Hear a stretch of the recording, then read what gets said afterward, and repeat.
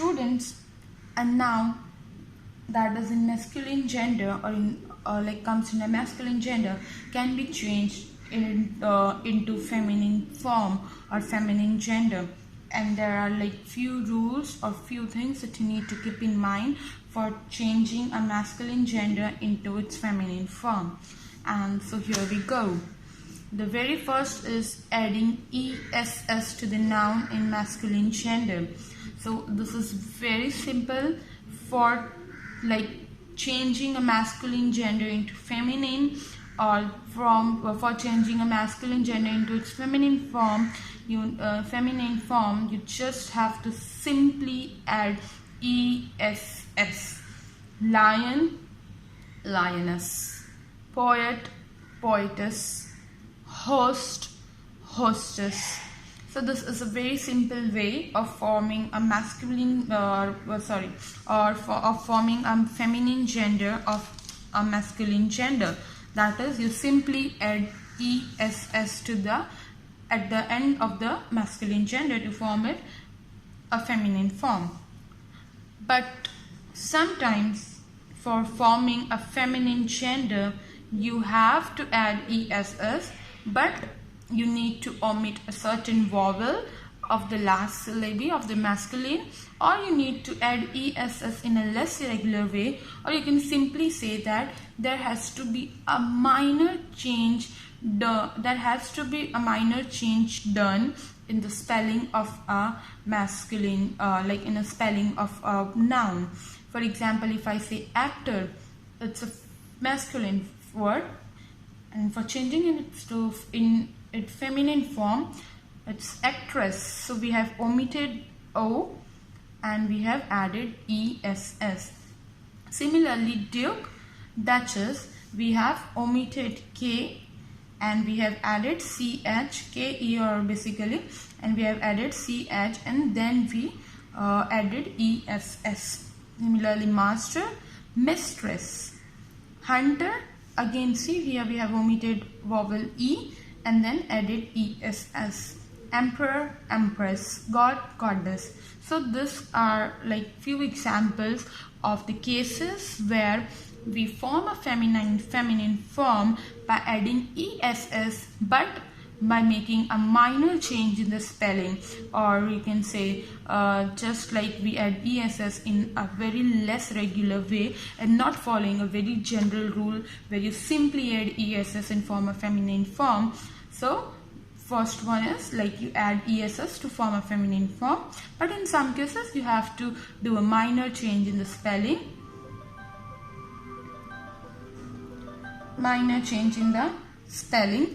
to form a feminine form. Now, second way where you can change a masculine into feminine form is by a change of word, or by using a different word. Example, masculine form and feminine form. Horse. Now horse is a male animal. Feminine, mare. Gander, geese. Brother, sister. Husband, wife. Nephew, niece. Fox, vixen. Drone, bee. So these are few examples where you form a feminine form of a masculine gender by changing the spelling, or you can say a word, or using by using a very new word. See, we have not added anything here, we have not removed anything, but we have simply used a very another word for forming a feminine form. And the third way where you can change a masculine gender or form into feminine form, is by changing a part of a compound word where you just change a part of the compound word which is gender oriented, and while keeping the other part unchanged. Or you can say that the feminine names of the compound words are formed by replacing the part of the noun which shows the gender. Means you just replace a part which shows the gender and you just change that part into another gender, and the other part of the word remains the same. For example, see landlord. So landlord, lord here refers to male member, okay, male. So for changing it into feminine, we have just changed lord into lady. Land remains the same. Similarly, he goat. So he here shows the denotes or show that we are talking about a male person, male animal here. So she goat. Grandfather, father male, grandmother. Peacock, cock male, peahen. Milkman, man male, milkmaid women. Brother-in-law, brother male, sister-in-law female. So in this way, for changing for forming a feminine form of compound words, what we do, we simply replace the part of the noun which shows the gender, and then we change it forms. Apart from this three important points, or you can say three important rules for which you have to use for changing a gender, basically a masculine gender into feminine form. Apart from that, you need to keep certain things in mind. See students, when we study grammar, it's so obvious that we have to follow certain rules. But with that rule, there are few exceptional cases or exceptional points or few exceptions that you need to keep in mind, which does not go with the rule, and you have to follow that. For example, see, collective nouns. Now we have already studied about collective noun in our previous lecture. Collective nouns, even if they denote living beings, are considered as of the neuter gender. See, we studied about neuter gender. What did we study? We studied that all the living things which cannot be distinguished either as a male or a female comes under neuter gender. But the exception is that collective nouns, even if they are living beings or they denote living things, they come under neuter gender. Such as example is like jury, committee, team. So these are basically group of people, and people means the group of human beings formed for a certain purpose, but they come under collective noun. So collective nouns is always considered of the neuter gender, even if they are of living beings. Another point that has to be kept in mind is that objects noted for their powers, strength, firmness, and energy are used as in masculine gender. Now see, objects.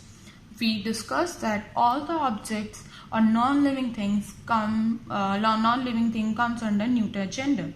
But there are certain objects or certain things that are noted or that are considered to be considered, or people know it for their power, strength, firmness, and energy. So such things are included or are used as masculine gender. For example, sun, time, death, ocean, etc. So these are the things or an example where these are non-living things, but they are included or they are used as a masculine gender. For example, the sun is so scorching now that we cannot go out now to face him without an umbrella. See, we have used the pronoun him for the word sun. Okay? Or you can say, taking another example like, the death is cruel, he is as certain as tomorrow. Now see, death is cruel, he is as certain as tomorrow. So we have used the pronoun he, and the pronoun he refers to, or pronoun he is used for which gender? Masculine gender. So these were the examples where you can actually say that The objects that are noted for their power, strength, firmness and energy or violence are used as in masculine gender, though they are non-living things or though they are an abstract idea, but we use it as in masculine gender. On the contrary, the objects noted for their beauty, gentleness, gracefulness or softness or mildness are always used as in feminine gender. For example, moon, earth, spring, nature, etc. So these are the examples of like the things that are known for beauty, for the beauty or for their softness or gentleness or mildness or for their grace, and these things are included or used as in feminine gender. For example, the moon is so bright at this time and she seems very happy. So we are talking about a moon here, and we have used the pronoun she for moon, and she is also used as she is used for a feminine gender. So this shows that we are using or referring moon to a feminine gender. Similarly, the earth is very patient, her beauty is spoiled day by day, or the earth is healing herself. So you see here I have used a pronoun her for the word earth. So here we can say that the earth is used as a feminine gender. Clear, students?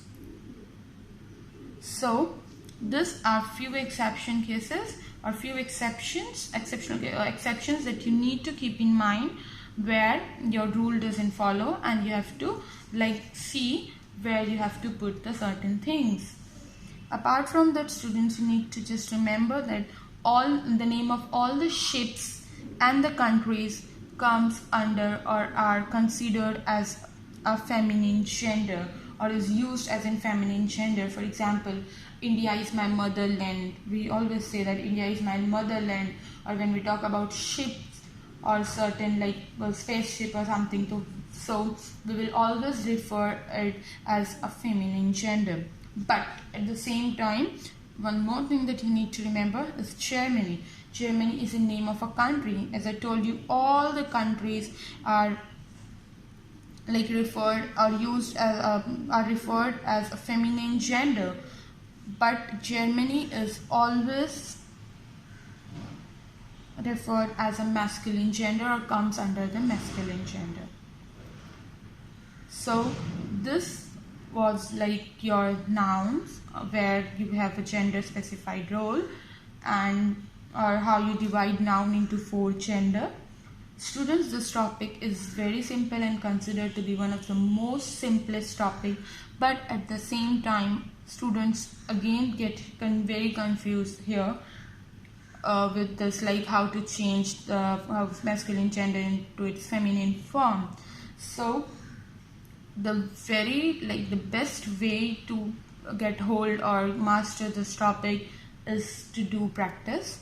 I would suggest you to solve the examples or solve the exercise that is given in the textbook. It's very simple, just go through it.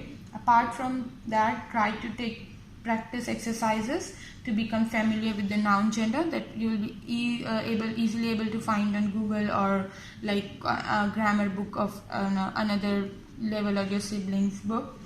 Apart from that, try to read books, newspapers, and when you read this, note down the various gender forms of the noun that you came across while reading. In this way you will be able to improve your vocabulary as well, your reading skill as well, and apart from that you will be able to identify the gender, and then you will memorize, or you will get a catch hold of it, how to do it. And that this is the best method for you, as far as I can suggest you something, that this is the best method for you to know the difference among the noun gender. So try to read the things out, try to identify the gender. When you come across certain new gender, try to find out whether it's a feminine form or a masculine form. Get it in a masculine form, try to find about its or try to change it into its feminine form. and etc. And in case if you get confused about a certain noun, whether it's a common noun or neuter gender, or common gender or neuter gender, or whether it comes under masculine gender or feminine gender, so simply you can just refer an authentic dictionary where you will be able to find it. So that's it for today, students. Goodbye, take care.